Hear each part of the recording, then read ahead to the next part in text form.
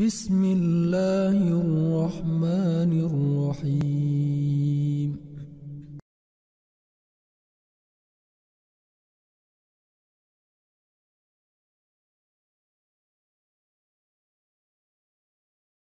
Jamaah yang dirahmati Allah, yang pertama bahwa sebab orang ketika melakukan itu misalnya karena faktor ketidaktahuan, insya Allah faktor ketidaktahuan inilah yang menyebabkan orang itu mudah-mudahan diampuni dosanya oleh Allah Subhanahu wa taala karena faktor ketidaktahuan.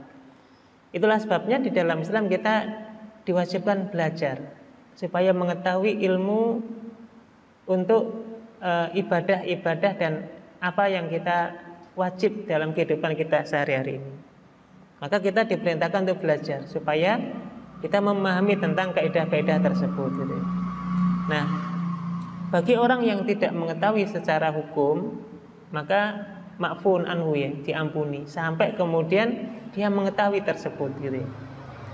Dan hari ini jamaah rahmati Allah, insya Allah yang namanya ilmu itu sudah sangat gampang untuk kita dapati, ya. Orang dengan media sekarang yang ada seolah-olah sudah tidak ada alasan lagi untuk tidak mengetahui sumber ilmu karena saking banyaknya. Hanya saja mungkin dia tahu tapi nggak mau melakukan, dia tahu tapi nggak mau meninggalkan kalau itu sifatnya dosa. Berarti ketika dia tahu, dia akan dihukumi melakukan dosa jariyah tadi. Tapi mudah-mudahan ketika dia nggak tahu, betul-betul nggak tahu, mudah-mudahan diampuni oleh Allah Subhanahu wa taala. Yang kedua, ketika menjelang wafatnya kemudian dia bertaubat dengan perbuatan dosa jariyah tadi. Dan dampaknya masih terus berlaku. Ya, apakah kemudian dia ketika sudah meninggal itu dosa jariyah tidak mengalir dosanya? Maka taubat itu ada dua nih Bapak Ibu yang perlu kita cermati. Yang pertama, taubat itu dilakukan dengan cara melakukan cara taubat. Sehingga taubat itu harus ada keyakinan, harus ada niat dalam hati tidak akan mengulangi lagi. Kemudian sudah ada keyakinan bahwasanya ini adalah dosa dan saya menyesal ketika melakukan perbuatan dosa ini. Banyak minta ampun kepada Allah Subhanahu wa taala. Terus meninggalkan jauh-jauh ya perbuatan tersebut, tidak melakukannya lagi. Ini adalah cara taubat. Kemudian yang kedua, ada namanya konsekuensi taubat. Ada hal yang harus kita lakukan supaya sempurna taubat kita. Ini terutama untuk sesuatu yang menyangkut hak orang lain. Maka harus kita lakukan cara taubat sekaligus juga istilahnya dampak atau konsekuensi taubat ini. Ngapunten nggih, sederhananya misalnya kita pernah ngambil barang orang lain. Kita nyuri barang orang lain misalnya dan kita bertaubat. Selain kita melakukan cara taubat, tidak mengulangi lagi perbuatan tersebut, menyesal dengan apa yang kita lakukan, konsekuensinya apa? Dampaknya apa Bapak Ibu?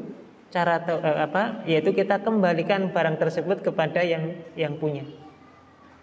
Nah, barulah kita disebut orang yang sempurna melakukan taubat karena kita sudah mengembalikan. Nah, dosa jariyah yang dia pernah lakukan itu sebenarnya nanti tidak cukup ya, dia melakukan taubat saja karena dia harus melakukan tadi konsekuensi taubatnya. Misalnya dia pernah mengajak orang untuk berbuat dosa ya, dan dia mungkin dulu nggak tahu, setelah tahu, maka konsekuensi taubatnya adalah dia menyampaikan kepada orang yang pernah diajak dulu, Pak, saya sudah taubat, mohon maaf ya, saya dulu pernah ngajak jenengan, saya sampaikan ini perbuatan dosa, tolong Pak tinggalkan. Selama kita sudah menyampaikan seperti ini kepada orang yang pernah kita ajak, terserah nanti maknanya dia itu mau ikut kita untuk bertaubat juga atau terus dia lakukan dosanya. Yang penting kita sudah melakukan peringatan tersebut dan insya Allah sudah diampuni insya Allah dosa-dosa kita. Ngapunten para jamaah, misalnya ada orang yang membuat tadi video-video porno tadi misalnya, atau mungkin hal-hal yang tidak baik lah di tayangan-tayangan di internet dan seterusnya. Bagaimana cara taubatnya? Selain dia bertaubat dengan cara taubat tadi, yang kedua melakukan konsekuensi taubat dengan cara apa?